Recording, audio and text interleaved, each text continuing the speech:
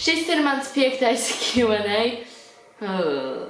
Let's get into it. Vai tu krāsos atpakaļ baltus matus? Man nekad nav bijuši balti mati, to matu krāsu sauc par blondu. Un tas būtu baigi daudz balināšanu. Bet man jau tagad nežēlīgos ātrumos krīt ārā mati.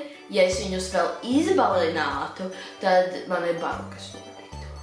Aizies balkonu un nomet olu. Ir tik forši. Jessica! Jessica! Jessica!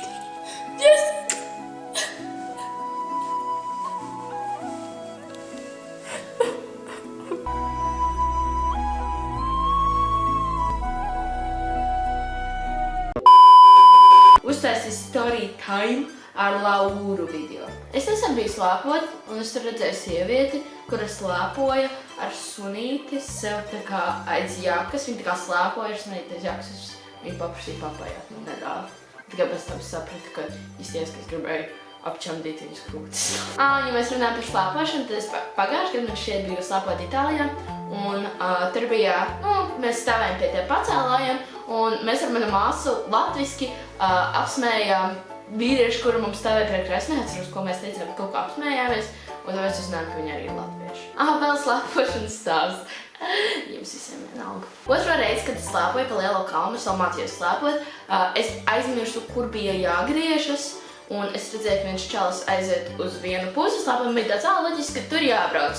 Tas bija tramplīns. Es nomācos savas sejas. Vai tev vai dzīvē jēga? Manuprāt, katrai dzīvē ir jēga, jo jūsu liktenis, jūsu dzīves izvēles, jūs ir nolicis šeit, lai jūs skatītos manu video tieši šajā sekundē. Mans liktenis, manas dzīves izvēles, man ir nokas šeit, lai es pašlaik filmētu video. Dzīves jēga ir skatīties manas video. Tev laikam puiši nav, tāpēc taisu šos video. Fair enough.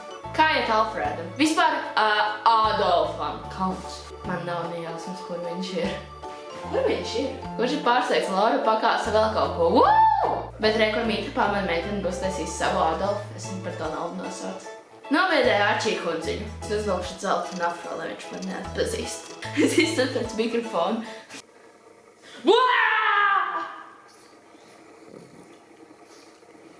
Kur man nopirkt tavus krakus? Smieklīgi, ka tu to pajautāji. Ja jūs vēlaties šo vai šo laulāču kraku, lai būtu pats kičīgākais bērns skolā, tad raksti vai man Instagram direktā @laulaacis vai arī uz manu e-pastu laura.laulacis@gmail. Tā būs visforšākā feature tavā garderobē. Izstāst savu apkaunējošāko momentu publikā. Un vienreiz vienā mūzikā 2 reizes ieslēdzās Siri. Tāds, sorry, I did not get that. 2 reizes. Viss skatās uz mani Laura tāda, play cool, play cool. Piezvan Evelīnai un pasaka, ka gribi viņas puisi. Hello, šeit Laura. Čau. Es gribu tev puisi, viņš baigs.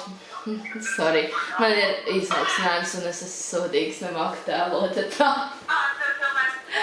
Jā, es nemāku tēlot. Yeah. You just got pranked. Laura, cik negaidīti. Tas bija labākais pranks pasaulē.